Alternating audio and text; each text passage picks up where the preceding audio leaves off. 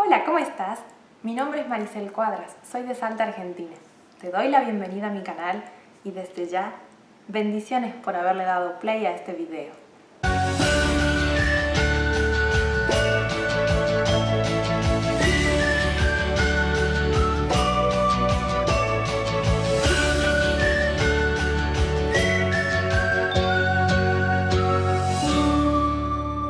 Para iniciar con este proyecto de estudios bíblicos, quiero empezar con algo que suele causar mucha controversia entre los creyentes, muchísima de hecho.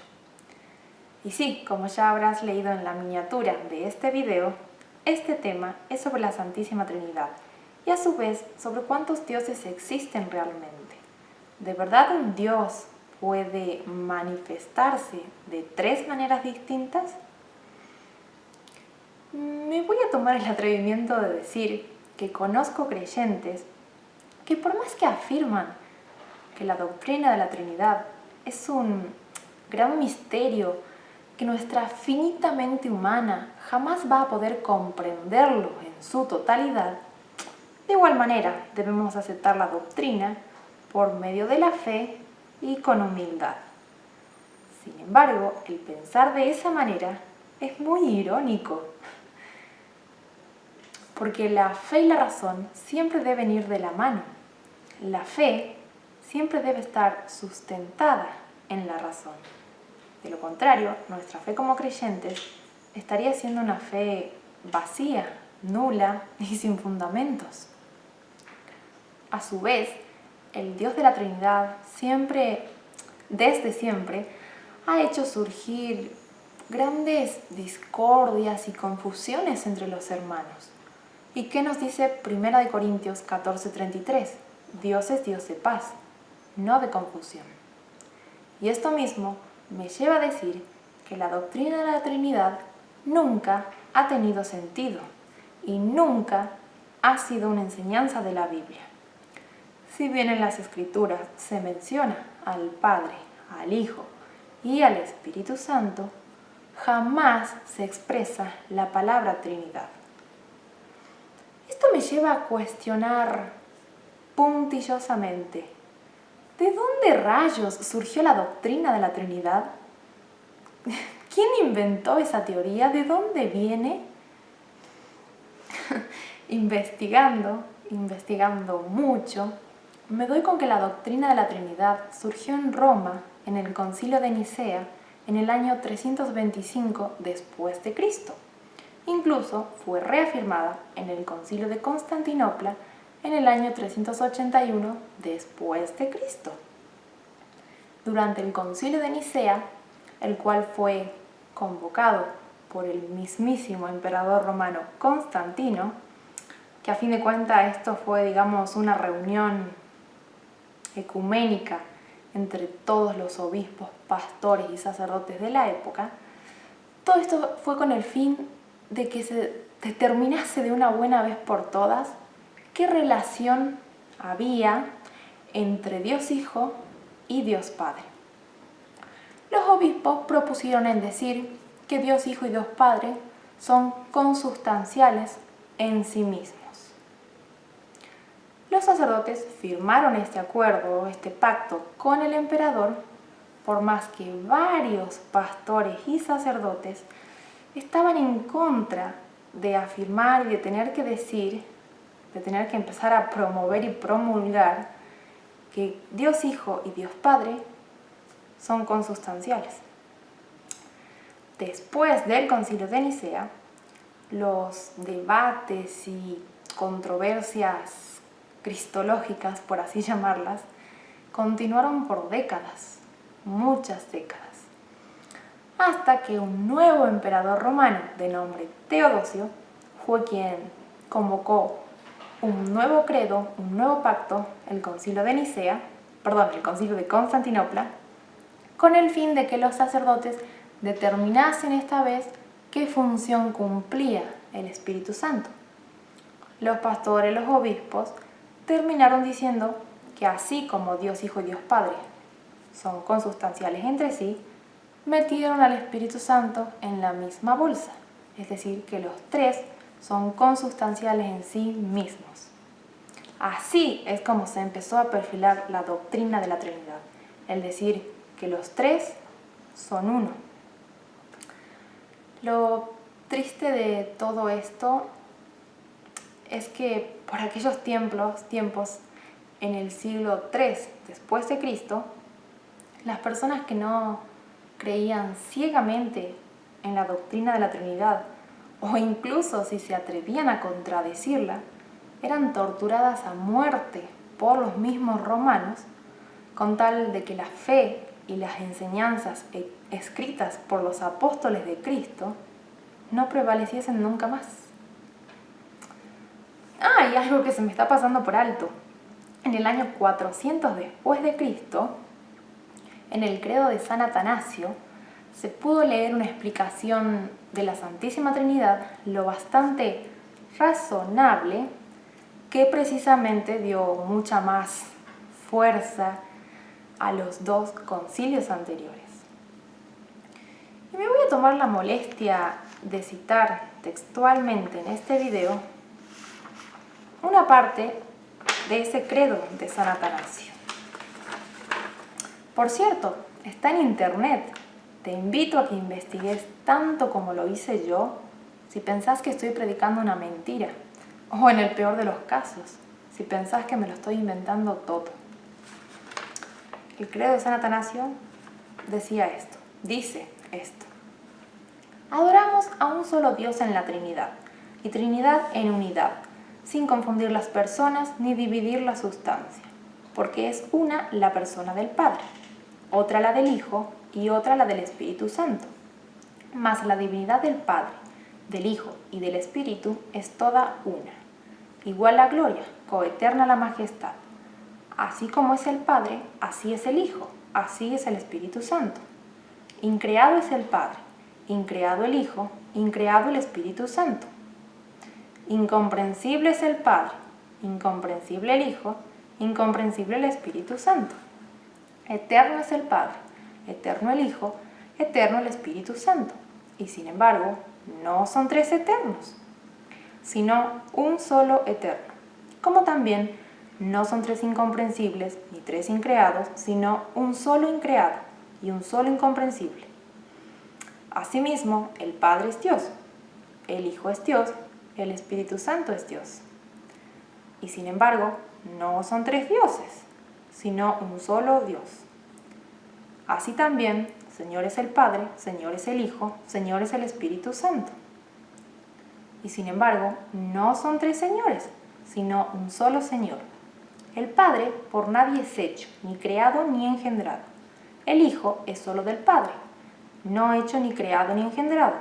El Espíritu Santo es del Padre y del Hijo, no hecho ni creado ni engendrado, sino procedente.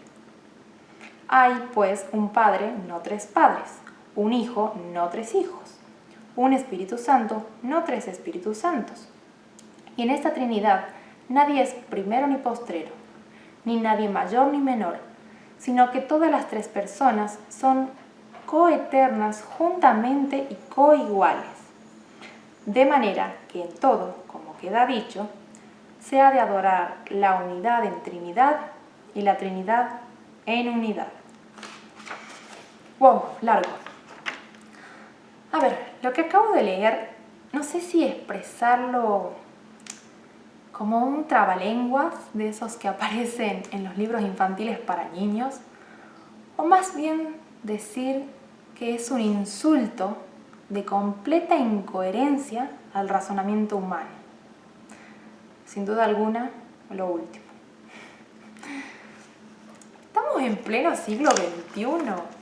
Me parece que ya es tiempo y momento de aceptar y reconocer sin miedo que la doctrina de la Trinidad es una doctrina pagana, y al ser pagana porque fue inventada por hombres, es una blasfemia hacia la Biblia.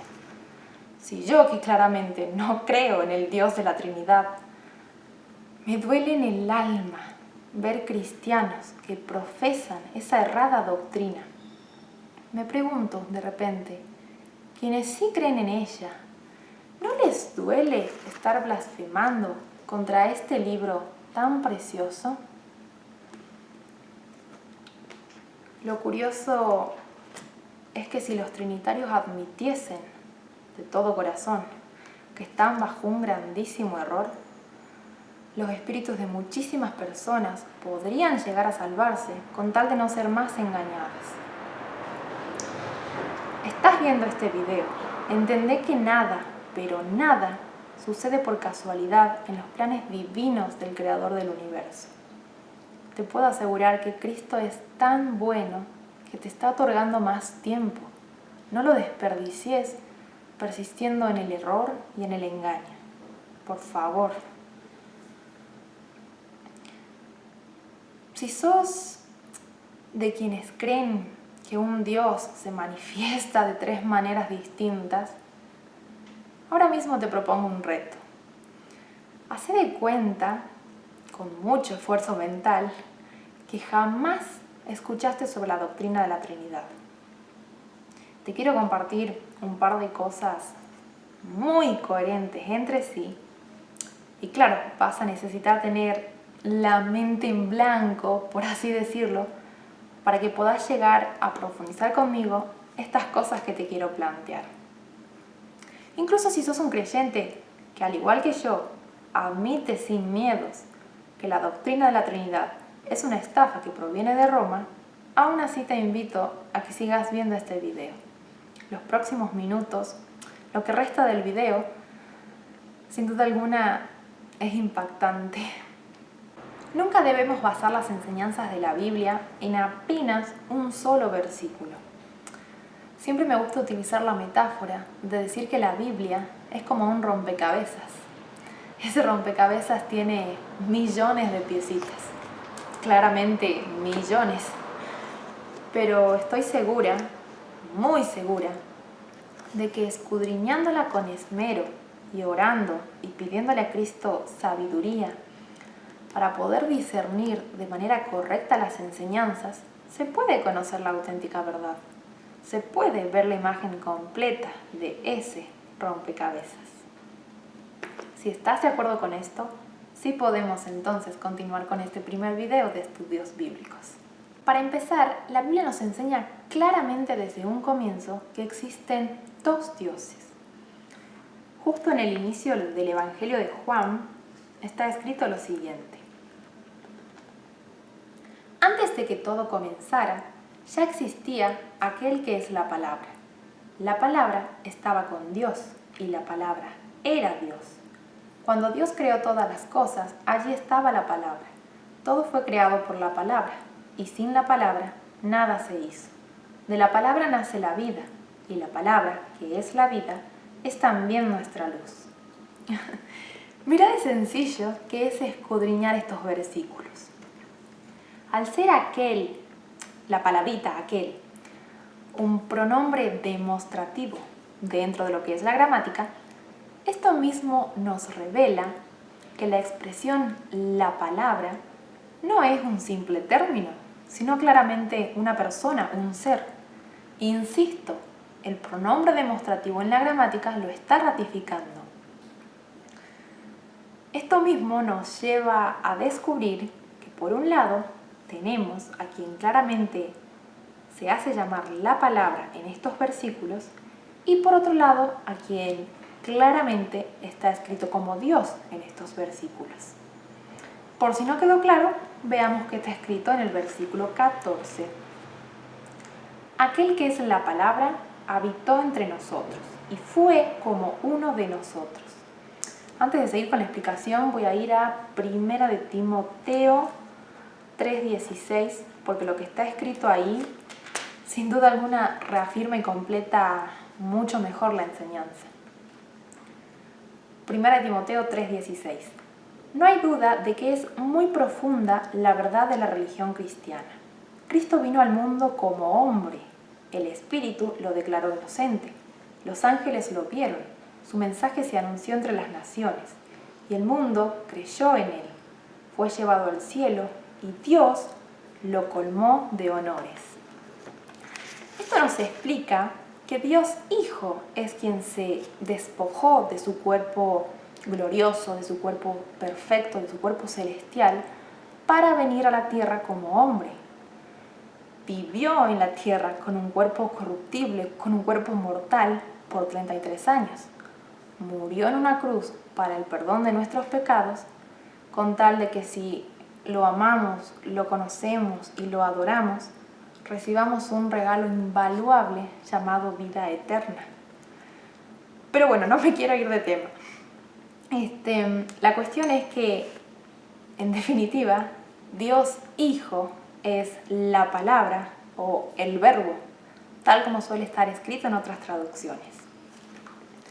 Y escudriñando otros versículos que también están metidos dentro del tema, voy a ir a Hechos 10:40. Dios lo resucitó y nos permitió verlo de nuevo. Está hablando de Cristo.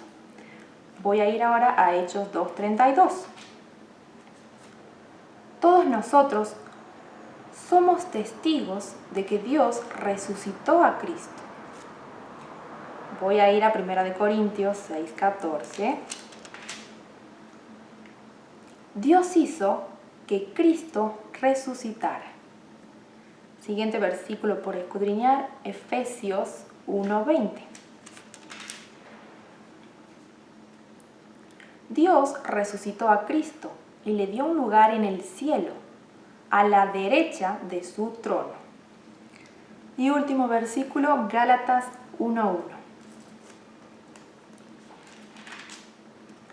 Queridos hermanos de las iglesias de la región de Galacia, yo, Pablo, y los seguidores de Cristo que están conmigo, los saludamos. Le pido a Dios, nuestro Padre, y al Señor Jesucristo, que los amen mucho y les den su paz. Soy un apóstol enviado a anunciar esta buena noticia. Jesucristo ha resucitado. No me envió nadie de este mundo, sino Jesucristo mismo y Dios el Padre, que lo resucitó. Bueno, suficientes versículos por ahora. Mi intención es que no haya duda de la clara pluralidad que la Biblia nos está enseñando. Al decir por un lado Cristo o Jesús y al decir por otro lado Dios o Dios el Padre, no cabe duda alguna de que hay dos dioses, dos seres diferentes, cada uno con su cuerpo, con un propio cuerpo, para que quede más claro. Además, mi intención también con todo esto es que no haya duda, porque a veces se suele decir que el Mesías se resucitó a sí mismo. Eso es imposible, porque los muertos no tienen conciencia de nada en absoluto. Eclesiastés 9:5. Sabemos que Dios Padre fue quien resucitó a su propio Hijo. Leí recién varios pasajes bíblicos que lo demuestran. Y si estás pensando, wow, pero ¿cómo un Dios no va a poder resucitarse a sí mismo? Te recuerdo que Dios Hijo, Cristo, vino a la tierra como hombre, no como Dios. Además, es completamente inadmisible el solo pensar que un Dios pueda morir. ¿Nunca te pusiste a reflexionar en ese detalle? Por otro lado, el apóstol Santiago nos dice que Dios no puede ser tentado por el mal. Esto mismo prueba por qué Satanás sí pudo tentar a Cristo en el desierto. Por aquel entonces, Cristo era un hombre con un cuerpo corruptible, tal como vos y como yo. Todo hombre puede ser tentado por el mal y caer en tentación. Pero la diferencia es que Cristo no cayó en tentación ante Satanás en el desierto porque el Espíritu Santo lo estaba protegiendo absolutamente todo el tiempo. El Cristo resucitado sí es Dios. Veamos qué le dijo Tomás al Dios Hijo que ya había sido resucitado a través de la gloria de Dios Padre. Está en Juan capítulo 20. Entonces Tomás contestó y le dijo: Tú eres mi dueño y mi Dios. Cristo le dijo: ¿Creíste porque me viste? Felices los que confían en mí sin haberme visto. Pero bueno, profundizando todavía más en este estudio,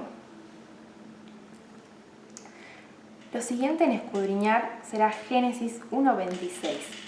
Ahí también se puede ver la clara existencia de dos dioses. Al ver Dios tal belleza, dijo: hagamos ahora al ser humano tal y como somos nosotros. En el hipotético caso de que existiese un solo Dios, ¿por qué está escrito hagamos y nosotros precisamente en plural? Es evidente que Dios Padre estaba hablándole a su Hijo, a Dios Hijo, a Cristo. De hecho, ahora que me estoy acordando, en el libro de Proverbios hay todo un capítulo que de alguna manera u otra da fuerzas y encaja a la perfección con esto que acabo de leer en Génesis. Es Proverbios, capítulo 8.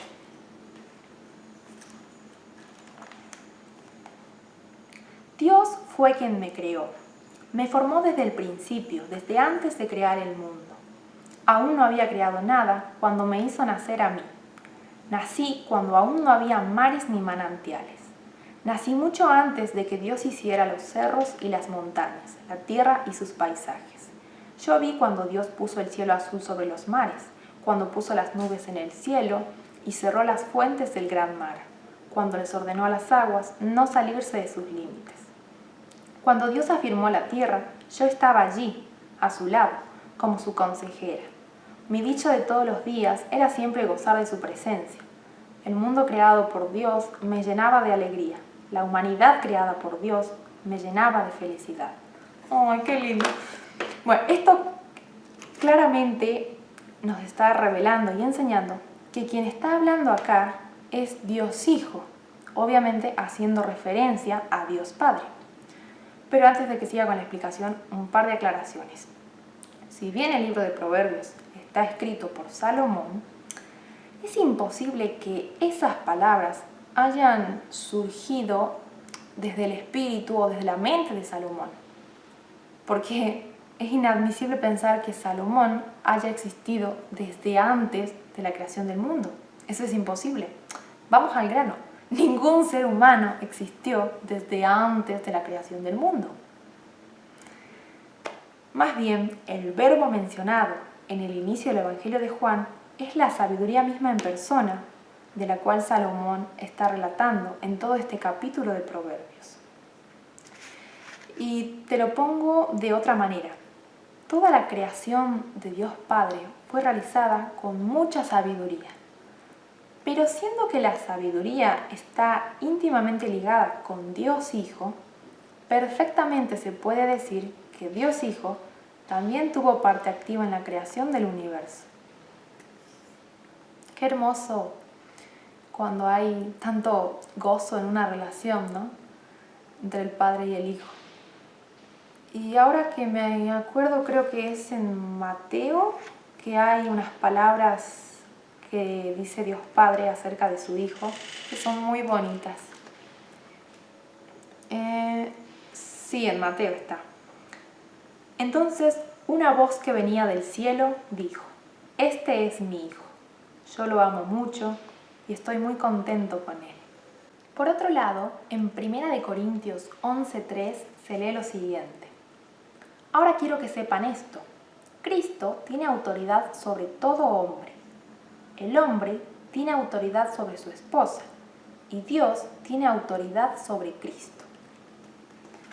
Está por demás clarísimo, existen dos dioses, siendo Dios Padre la cabeza de Dios Hijo. Sin embargo, Dios Hijo, Cristo, tiene autoridad sobre vos y sobre mí. Por eso Cristo es la cabeza de la iglesia, la cabeza de todos los creyentes que conformamos el cuerpo de Cristo, que somos su iglesia. Y esto mismo encaja a la perfección con Juan 14:28, cuando Cristo le dijo a sus discípulos: mi Padre es mayor que yo. Está perfecto. Todo padre siempre va a tener más autoridad que un hijo. De hecho, un detalle para tener en cuenta En Filipenses 4:13, cuando se lee una frase tan conocida, todo lo puedo en Cristo que me fortalece, está perfecto que se lo esté nombrando a Dios Hijo y no a Dios Padre, ya que como creyentes, ¿quién es nuestra cabeza y nuestra autoridad? Dios Hijo. 1 Corintios 11:3 lo dice, la autoridad de los creyentes está revocada en Cristo. Sin embargo, Cristo está bajo Dios Padre. Pero a ver, sigamos. ¿Qué más nos dice la Biblia acerca de Dios Hijo y de Dios Padre? Sí, los pasajes del apóstol Pablo me encantan. Voy a ir a Colosenses.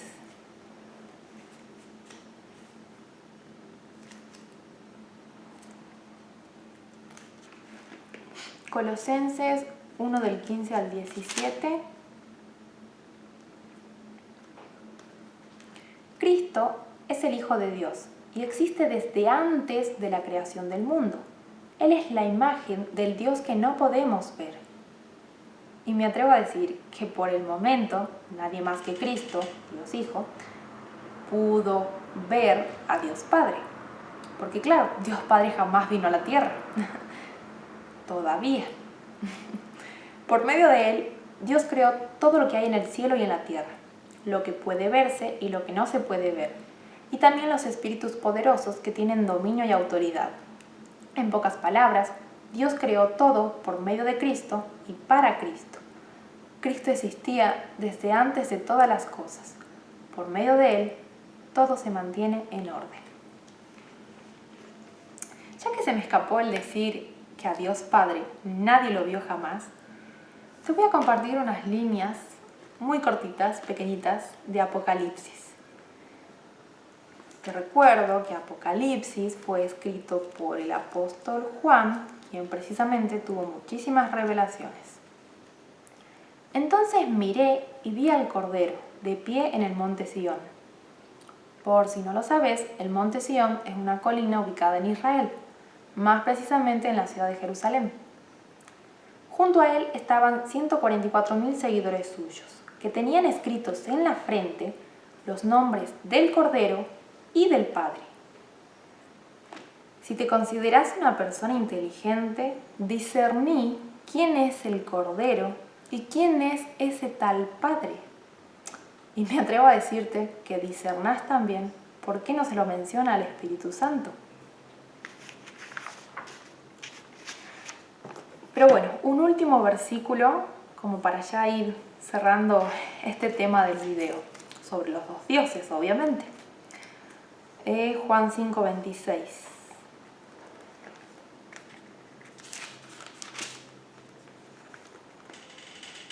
Porque como el Padre tiene vida en sí mismo, así dio también al Hijo que tuviese vida en sí mismo.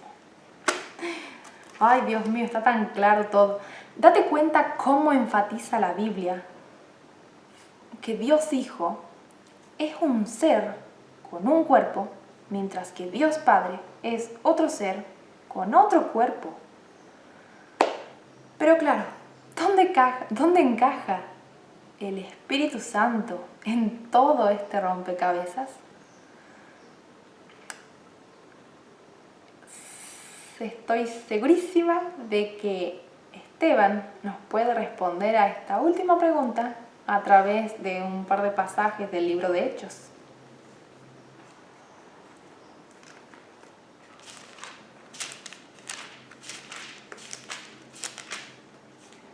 Al escuchar esto, los de la Junta Suprema se enfurecieron mucho contra Esteban, pero como Esteban tenía el poder del Espíritu Santo, en otras traducciones aparece como que estaba lleno del Espíritu Santo, miró al cielo y vio a Dios en todo su poder.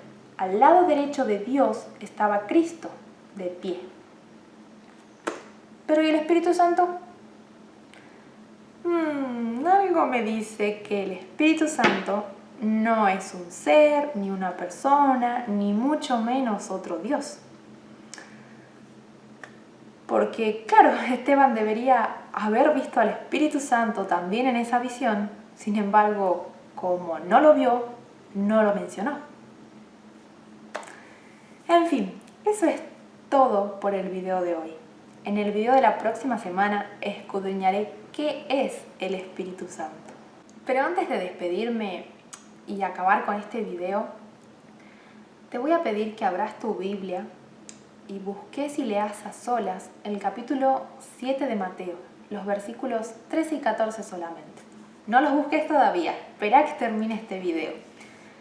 Porque antes quiero recordarte que algún día, tarde o temprano, vos y yo vamos a estar cara a cara frente a Dios Hijo y frente a Dios Padre. Y en su presencia vas a tener que darles cuenta de por qué caíste en el más grande engaño de Satanás al estar creyendo y aceptando la doctrina de la Trinidad. Incluso cuando te compartí a través de este video su origen pagano con clarísimas evidencias originadas en Roma. Creo que mientras más confundidas estén las personas en su intimidad hacia Dios Hijo, sin conocer los planes perfectos que Dios Padre creó, mejor es para Satanás. Así que no le des el lujo de que te siga engañando, porque, duele, pero es real. Vas camino a perder tu salvación por imbécil, por necia, por necio, por estar creyendo en un Dios trino.